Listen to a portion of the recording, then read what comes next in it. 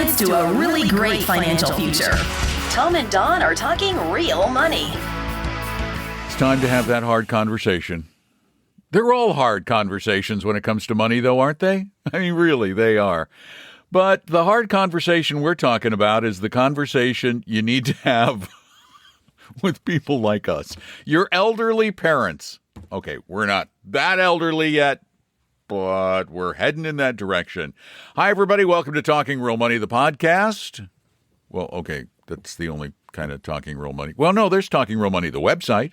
So this is Talking Real Money, the podcast. I am Don McDonald, one of the two hosts of this here program. The other one is over there. That's Tom Cock in Seattle. Well, Bellevue, if you want to get particular. And today, we're going to talk about your folks getting old, or you, the folks that are getting old. We got some of both of you. We've got the folks who have old aging parents, and we have a lot of those aged parents. And there reaches a point where us all need a little bit of help managing the complexity of our money, our portfolio, our bill paying, and all of that stuff. So today we're going to devote a little time to how to have that conversation and the kinds of things that you, as the elderly person, or you as the child thereof, need to discuss and work on going forward. It's hard. I mean, so I think, and not to make this too personal, and you can say no, but you handle your mom's money, right? No.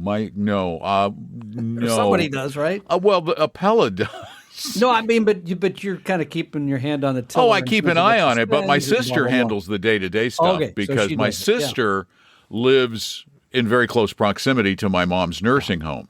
Yeah, so therefore, it just makes more sense for her to, deal with the day-to-day bills and all of that. And I've never had to do that. I've abrogated most of that responsibility to my sister. Yeah, I never had my dad. In his last couple months, my mom survived him, so she was handling it, and then she could handle everything right up to the time that she died at 85. So I never really faced this. But in those situations where there is serious debilitative conditions, and the biggest one in old age is some sort of dementia. Right. It's important to have a plan, even if it never gets put into effect. Yeah, and that's the hard part. The discussion, I can remember taking the car keys from my mom. That was not fun because I remember Deb's family taking the car keys from her dad. That's a hard conversation. Hey, you might kill somebody. You don't want to be doing that, right? Hey, you might blow something with your money. So one of the things that I have agreed with all the time is once you put together a plan, and I'd say over the age of 65, this is a good time to have the discussion with your kids. Say, here's where we are, right? Here's the money that we have. Here's how much we're spending. I know a lot of people want to keep this a big mystery and it's in the closet. Nobody can figure it out, but aren't we kind of past that now? Chatting with the kids, or you chatting with the parents. That was a very greatest generation mindset. I think it was, yeah. My mom, right up to the end, didn't want to tell the other. I knew about her money because I was managing it. But she didn't want to tell everybody about it because that's a private matter. Well, yeah, kind of. So I think having that discussion early makes a lot more sense. They don't have to tell you every detail of it, but kind of generally, here's what we're doing, here's how we're paying the bills, here's what we've saved, here's where it is. Those things should be done, boy, I hate to, can I say 70? I hate to say somewhere around that time because you don't know what's coming up. Okay, I'm going to say 80. Okay, I figured you'd push that number. I'm going to say 8. Well, and when you look around at I know my mom, my stepdad were both very, very capable up into their 80s, early 80s. That was when the help was necessary. Prior to that, they were really sharp. They were very sharp, and that's most people. The problem is when that day arrives, there's not always the notice prior to. That's right. all. And here are a few things you might be able to do, before you get too deep into it. One of the things you might want to do is just have a better understanding of their situation, their costs of living, and what those resources might be before you actually get in and take charge. Yeah, I think that's fair. I guess you're right. Understanding the budget, understanding the income, the bills, the various accounts, just kind of have an idea where all that is, what it all means before you get to the time.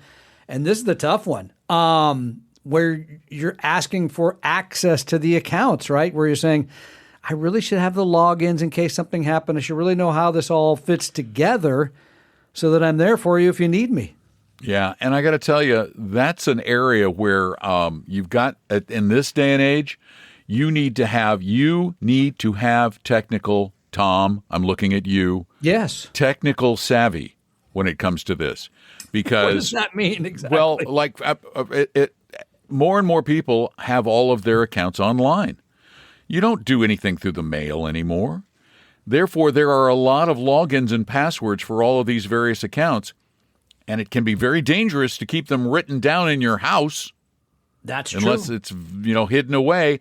Now, the good news is that most major particularly Apple's operating system, has a very robust password storage system.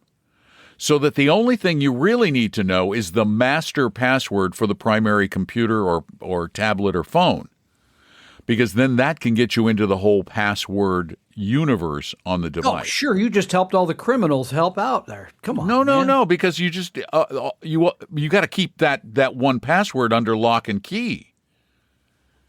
In fact, you should memorize that password. Yeah, that's memorize I've given it one to my wife. Password. Yeah, she but don't. It. You know who I found is a better. I've already talked to my daughter about this. And I've given her the main password to my computer. Wow. So that if something happened to both of us, she could get into the computer and through the password app on the computer, access all of the accounts and make sure that, she can log into pretty much everything. That is a huge step for trust for you. Did you get a lot of counseling for that? Did your therapist help you through that? That's a big deal. No, I trust Tori. That's good for you. So start talking early, understanding the situation, getting account access. And then this is one that I think people have a tendency to not think about until it's too late, and that is getting a durable power of attorney. Now, that can cover a lot of things, right? That can cover healthcare, it can cover financial. But here's something in addition to getting that I think is absolutely 100% critical that most people overlook. Sometimes they get it, but then they don't wait to use it until the moment arrives, and then they take it to the custodian, for example, in this case, our friends at Charles Schwab, and they say, here's this financial power of attorney, and Schwab's attorneys, of which there are legion, look at it and go, nah, that doesn't work because of this or this or this. Here's a suggestion. Once you're at this point and you get that POA, you should immediately take it to the custodian and say, is this going to work? Are you going to accept this? I've done this many times with people so that you do know that it'll work when that time comes, when you do need to intercede in those accounts. Don't forget that step. Yeah, and don't forget the other step of, this is where, for example, all of my assets go to my wife. If they're not in joint Wait a minute, I'm not. Name already. I don't get anything after years of all this? because you're way ahead of me. I see, because I have more than you? Yeah, it's all about you having more. It is a reason. Okay, fair enough. So, but what if both of you go? Oh. I don't know. You got to have backups, and that's same with the POA, with the durable power of attorney. What if the person to whom you give that power of attorney, they die? You got to have backups and backups and backups and backups. And that brings me to the very important point is once you have that POA, once you have the backups, you really got to verify wills, beneficiaries, make sure all of those, everybody's correct. By the way, there have been cases, as you know, of, ex-wives receiving 401ks because they, you forgot to because the beneficiaries aren't up to date. Yeah. In fact, Debbie and I were talking about this the other day. She goes, wait a minute, I don't think you're the beneficiary on one of my IRAs. I think I haven't changed it in like 20 years. Yeah, that's something. And I went, wait a minute, we've been married for 35 years. Oh, there might have been something else in some. Anyway, it's her brother from back when she was young. It's a different show. Yeah. But that's really important. I'll add something else to all this too. And this is something that we do well. We just had a meeting recently with a mother-daughter situation. And if the elderly, can I say that person has an advisor, you should meet them somewhere along the way. You should talk to them and think about things. By the way, if you're not, and this is going to be the case in a lot of situations, if you're not comfortable involving your children in this process, and I can understand why you would be uncomfortable in some cases. You know, you hear horror stories, and they're real. This is another important reason to have not only the legal advisor for the wills and trusts or whatever you're doing there, but to have the money advisor, because you can designate your financial advisor as the one who handles your financial needs after you pass, and then have them start working for your heirs upon your passing. That's a powerful, powerful resource, because you have a fiduciary, or at least we hope you have a fiduciary third party who is looking out for your best interests, and after your passing, your family's best interests. Yeah, that's a relationship that should be cemented, should be secure. I'll add a couple other things here that I've seen in the experience. By the way, just had a wonderful chat with a young man who's not quite 30, his father in his 60s. The young man's the podcast listener, and he wanted us to look at his dad's portfolio. And we suggested a few changes, but I love that. I mean, hey, Dad, you've been a great saver, but you might want to fix this part of the holdings here. It was wonderful. But here's what I would say for people that the child, don't expect too much too soon. This should be a process. It's going to take, this is going to take time, right? You may have to have several conversations with people before they're going to say, okay, I'll let you do this. You may have to say, you know what, you don't want to do it today, but can we check in 6 months? It may just take time. It's like taking away the car keys. This is a major thing. That's one. And then the other one that I see oftentimes, because you're in a portfolio, the young person that is mostly in stocks, don't project that onto the parent. I see this all the time. Well, why do they hold bonds? Why do they have it? Because they're 80 years old, and they might not want to see their account go up and down dramatically the way yours does. Because it's harder when you get. I'm telling you, you get older, you're hanging on that there. Brings me though. That brings me back again to one of my big concerns. Is the problem, and you just touched it right there. Why don't you have more stocks? Often the reason why they want more stocks is because they see this as their portfolio when mom and dad go, and they want it to grow more for them. There's a greed factor, and greed rears its flippin' ugly head far more than it should in these situations where heirs go, how soon are you dying? Sad, but true. Sad, but true. Yeah, it is. It happens. It happens. So this is a understated and yet huge area of discussion, area of concern. We got this idea from an article in the New York Times, which would be great to read if you can read the New York Times about this, because I thought it was a well done article. But this should be at the high point of your list if you have parents that are getting older, because a lot of mistakes, a lot of problems. People die, they don't have the right beneficiaries, they don't have things set up, and it can be a real problem. And so you really want to work ahead to try and avoid it if you can. And if you have questions about those kinds of issues in your life, about planning for your future, about working with your kids, about getting a better plan going forward, well, ask us. We're here to answer questions. It's what we like to do. And we do it two different ways. We do it, it's all through talkingrealmoney.com, and you just hit the Ask a Question button. But you can type your questions in. Tom either reads them or gets in touch with you, or you can speak them into the little microphone button, and then I do those on the Friday Q&A podcast. But Tom's got a couple that he's going to read to me today that I have not heard. These are fresh. Hermetically sealed. I don't know the answers to these questions. That's true. He does not. And I am not psychic, so I'm not going to try and guess. Yeah, this comes from Winter Haven, Florida. Oh, Winter Haven. That's just a couple miles from my house. I don't think it's too far. Is just south this of here. time to let go of a wealth manager from Canson, who writes us, my wife and I are both retired in our early 50s, living abroad and paying 1% assets under management to a registered investment advisor. Wait. Did they say they were in Winter Haven? Yeah. That is not living abroad.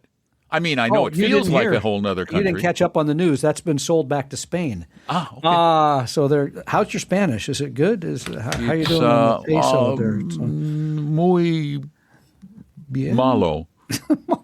Okay, so back to where I was, paying 1% to a RIA for the past 5 years. When I started asking deeper questions about why specific funds were chosen, including 2 with expense ratios above 1%. Oh, holy moly.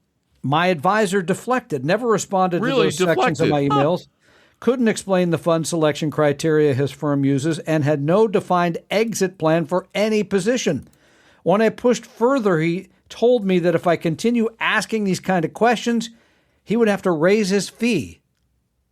When I first read it, I thought, come on. My question. If I have to actually work for you, I'm going to charge you more. A lot more.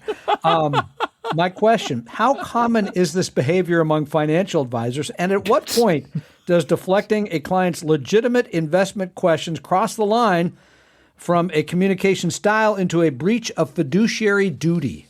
He's there. At 1% plus 1%? 1% plus 1%, he's definitely there. And the deflection cracks me up. A good advisor should be not just eager, but happy, thrilled. Engagement is a good thing. And know exactly why they recommend the products they recommend. Yep. Why we're using this. Yep. Gosh sake, I could do it with every single product Appella suggests. I could give you a perfect rationale for every one of them. But the funny thing is that all of the ETFs we suggest in aggregate are going to cost you like less than 30 basis points. No, it's in the portfolio, it's more like 18. Yeah, but I mean, low. I mean, but if you're all equity, it could be a little higher, but not much higher. Not much. Yeah. No, this is a bad advisor. Well, this is a bad advisor. It is answer questions directly. No, there's a reason for that. Yeah, and saying they're going to raise their fee if you keep asking me. You got another question? Fire Your them. fee's going up. That's no. I would say you don't answer my question, you're fired. Yeah, don't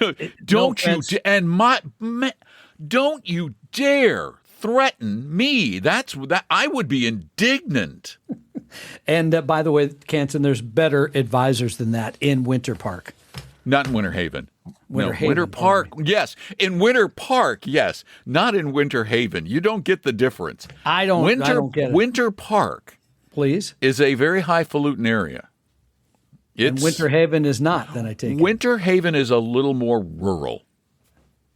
You're going to know this better than I am. Winter Haven is where Legoland is. I kind of like Legos. But it's the secondary theme park. Okay. It's like Peppa Pig Land is down there. Peppa Pig Land.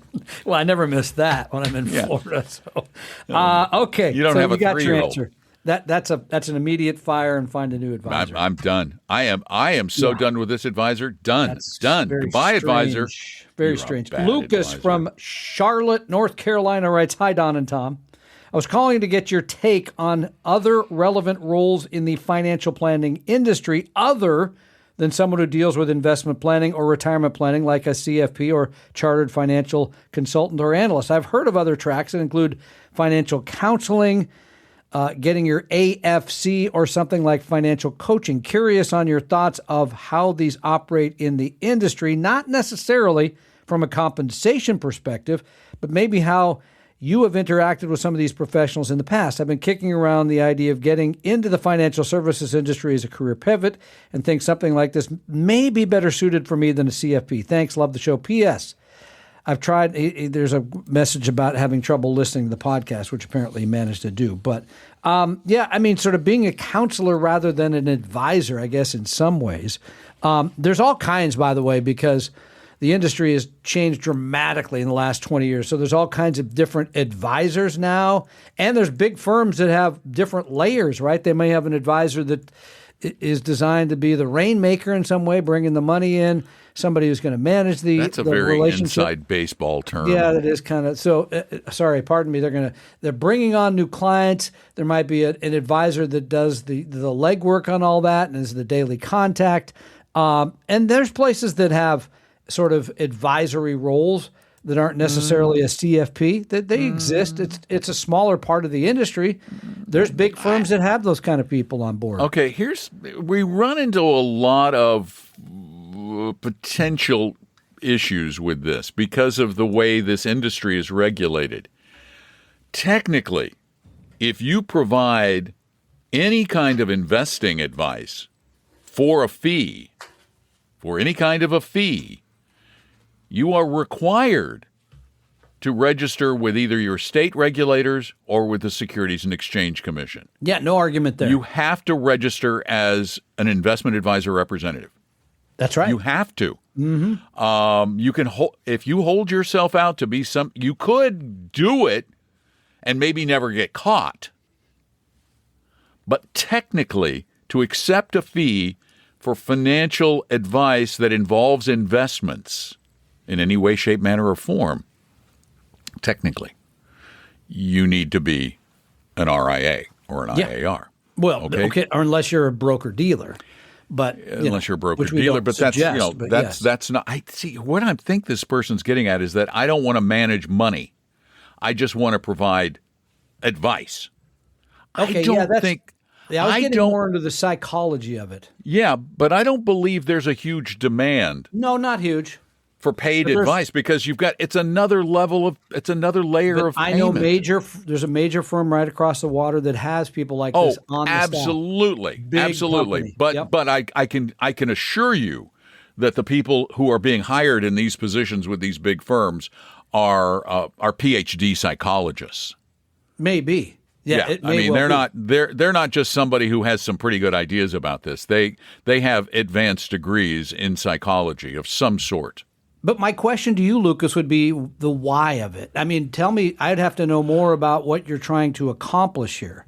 Why don't this you want to would have been a good CFP? call for you to make. I knew I was going to take the heat for this. Yeah, because is it a numbers thing? Look, I don't want to be involved in the numbers. Well, most of the advisors, they know the numbers, but that's not their daily. They're not managing the numbers. Number two, do you want to be just writing plans? There's people that, we're just hiring a new paraplanner now. They're going to sit around and write plans. They're going to work with the advisors and write plans. Yeah, it depends on what side. But I'm hearing I want to be the touchy-feely person. Yeah. And there's the not many of those. The touchy-feely people in the industry these days tend to be those who establish client relationships, don't actually manage the money. Mm-hmm. They're the relationship people, and you got to be one heck of a people person. And it helps, I hate to say this, even in a fiduciary relationship, because of the skill set that this training brings, it helps to be a good salesperson. Oh, yeah. That's the start, right? You got to be able to deal with all kinds of different people. Because good people. salespeople are really good with people. That's their skill set.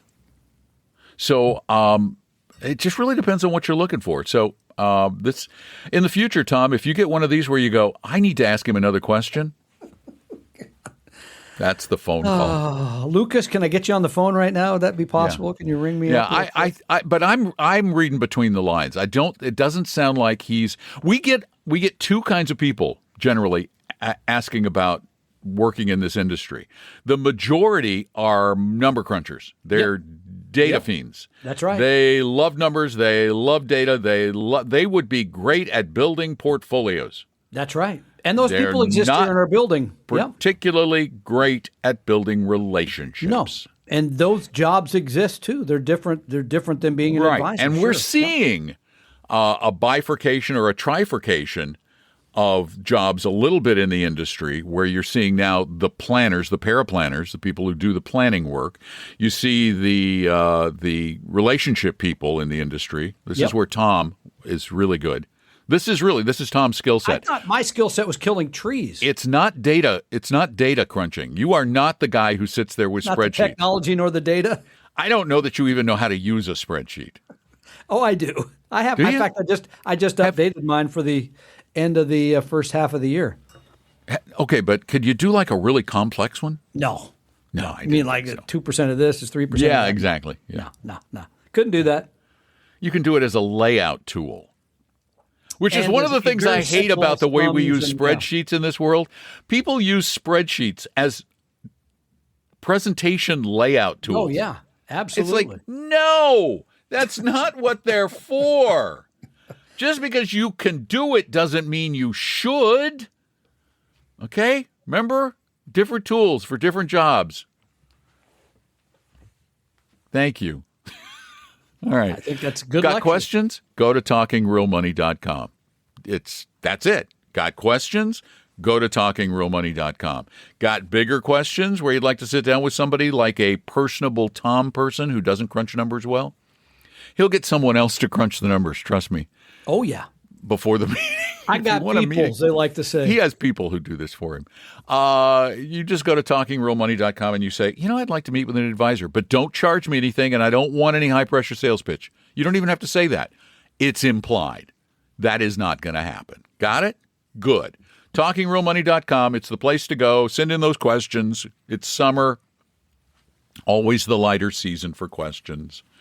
Oh, by the way, I think this is airing like right about the time Tom's on vacation. So cut him some slack because I think you're gone already. I'm going to keep reading him Actually, on the even shores while of we're Greece, recording though. this, I think you're gone. That's a good point. I don't think He's you're here. already out. He's already gone. Thanks for listening. We appreciate you. Please tell friends, acquaintances, neighbors, people you don't even like that much because, come on, everybody needs to be talking real money. The opinions and views expressed in this podcast were current on the date recorded. Opinions, estimates, forecasts, and statements of financial market trends that are based on current market conditions constitute our judgment and are subject to change without notice, including any forward-looking estimates or statements which are based on certain expectations and assumptions. Although information and opinions given have been obtained from or based on sources believed to be reliable, no warranty or representation is made as to their correctness, completeness, or accuracy. Information presented on the podcast is not personalized investment advice from Appella Wealth. The views and strategies described may not be suitable for everyone. This podcast does not identify all the risks, direct or indirect, or other considerations which might be material to you when entering any financial transaction. Past performance does not guarantee future results, and profitable results cannot be guaranteed. We hope you realize that the information provided on Talking Real Money is for informational, educational, and hopefully enjoyable purposes only. The podcast is not trying to get you to buy or sell any financial products or securities. Instead, the program is provided as a public service by Appella Wealth, a fee-only registered investment advisor. Please see Appella Wealth's ADV Part 2A on our website for information regarding Appella's fees and services. Appella Capital, LLC, DBA Appella Wealth, is an investment advisory firm registered with the Securities and Exchange Commission. The firm only transacts business in the states where it is properly registered or excluded or exempt from registration requirements. Registration with the SEC or any state securities authority does not imply a certain level of skill or training. Appella does not provide tax or legal advice, and nothing either stated or implied here should be inferred as providing such advice. Thanks for listening, and please visit TalkingRealMoney.com for more information and important disclosure related to performance of any specific index or fund quoted in this podcast. I think I need a nap.